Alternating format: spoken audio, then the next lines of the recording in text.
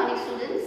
As previously we have just started the topic, that is the company's account and accounting of the share capital, and we have already discussed about what is the meaning of the company, as company is incorporated under any law that comes in a Companies Act, that is the Companies Act 2013 or any previous law.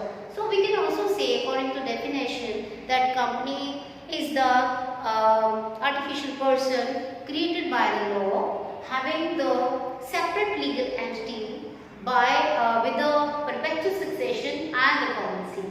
So with the definition, we have already discussed about what are the characteristics of the company or the properties of the company, like company is an artificial person, it is created by the law, the Companies Act, or it has separate legal entity, and also it has a perpetual succession, which means that the entry or exit of any person doesn't disturb the company's proceedings. And also because it is an artificial person, so it has also the common seal, where in the document the signature is required, instead of for the signature the common seal is used. So today we will going to start what is the meaning of the share capital of the company.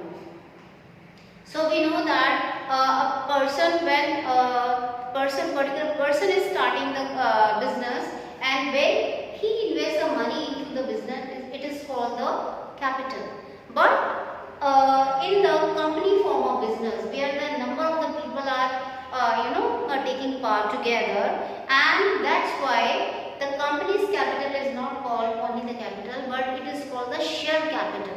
The reason is that because here it is not only the one and two person who is starting the company, it is a number of the people who are sharing it in a company, joint stock company. So here we are talking about the joint stock company. So that's why we will call not the capital but the share capital. So here what is the meaning of the share capital? We try to understand.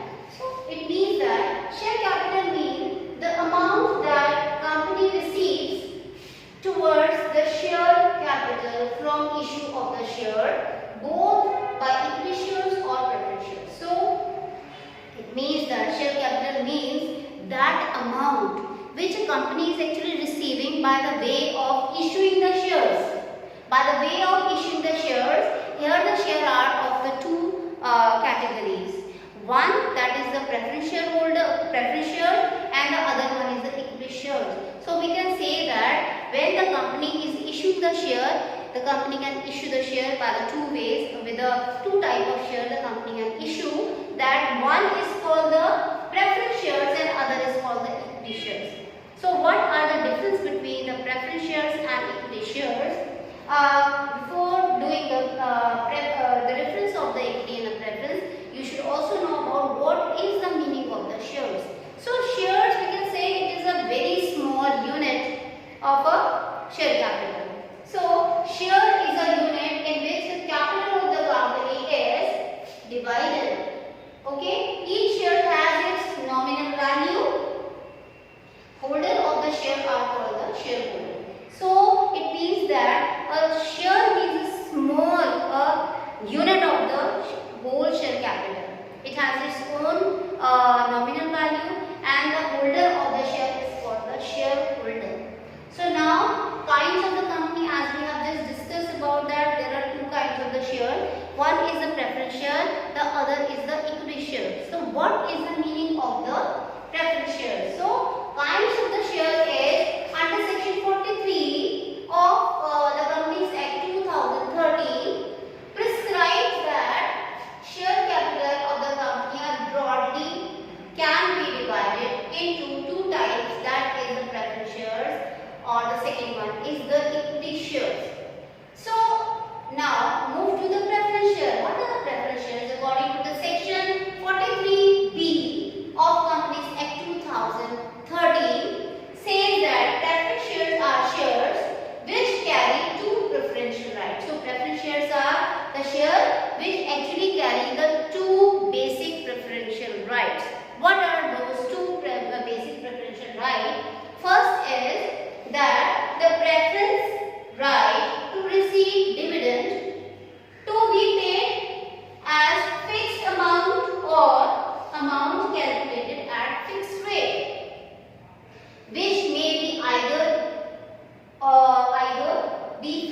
or subject to income tax, and also before it is paid to the equity shareholder. So it means the first preferential right says that it will give the preference to the preferential holder during the time of the receiving the dividend. They will have the preference to receiving the dividend as compared to the equity shareholder. So preference shareholder will get the first priority at the time of the paying the dividend by the company. After paying the preference to the preference shareholder, equity shareholder will come. So the preference shareholder will get the preferential right. Second one is the right to receive the repayment of capital on the winding up of the company, before that to the equity shareholder. So the second preferential right is also very important, that they will also have the priority at the time of the winding up of the company, when finally the company is going to be wind up, and even that time also they will get the priority to receive the repayment of the capital. So these are the two basic preferential rights of the preference shareholder. That's why these are called the preference shares. Now, classes of the preference share. Preference share has broadly divided into the basis of some basis, that is with the reference of the dividend. The preference shares are divided with the reference of the you can say the participation or in the surplus profit, with the reference of the you can say the convertibility, and also with the reference of the redemption. So there are basically classes of the preference shares are basically divided into the four. Again, these fours are subdivided into the equally two kind of shares. So first, with the reference of the dividend, with the reference of the dividend, payment of the dividend, the preference shares are divided into the two categories again. That is the cumulative preference share. So cumulative preference shares are those preference shares which carry right to receive the arrears of dividend before paid to the equity shareholder. So it means they have in the reference of the dividend, the cumulative preference shares are those which have a prior right to receive the arrears before giving distributing the dividend to the equity shareholder. They have the right to receive if there is an arrear. So only they will only get the arrear dividends when they have the cumulative preference shares. Second one is the non-cumulative preference share. Non-cumulative preference shares are those preference shares which actually do not carry the right to receive the arrear. So it means that it is a kind of the shares.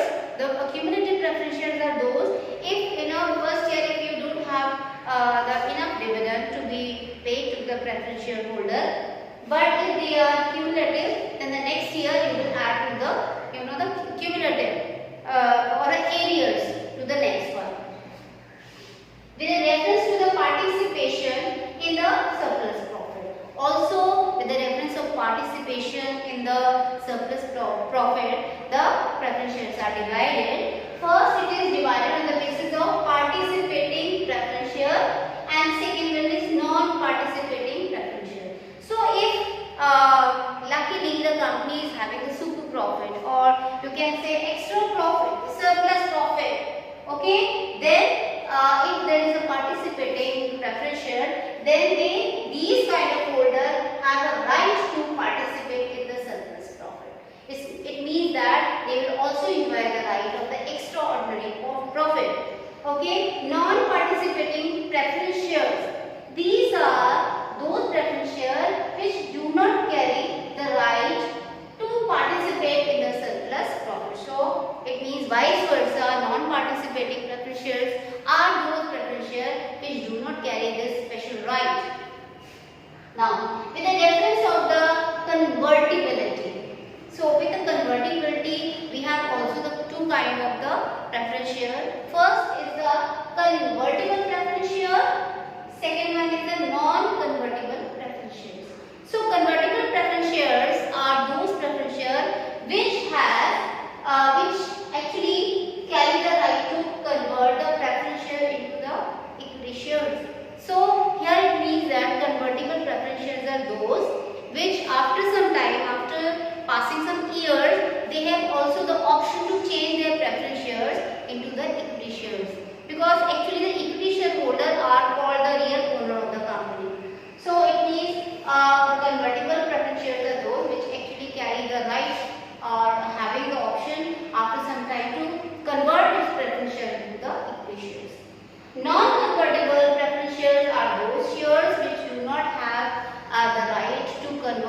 converts preference share into the equity shares.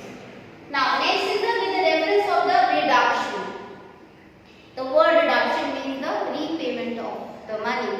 So according to the reduction point of view, again the preference share has a two kind of share. First is the redeemable preference share and the second one is irredeemable preference shares.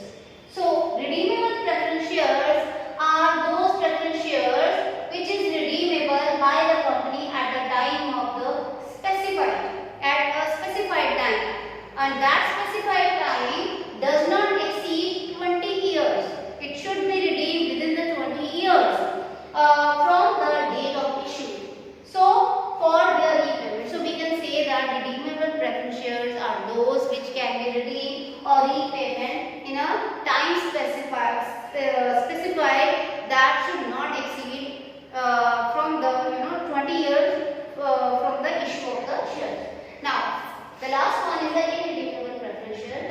So irredeemable preference share means the share which do not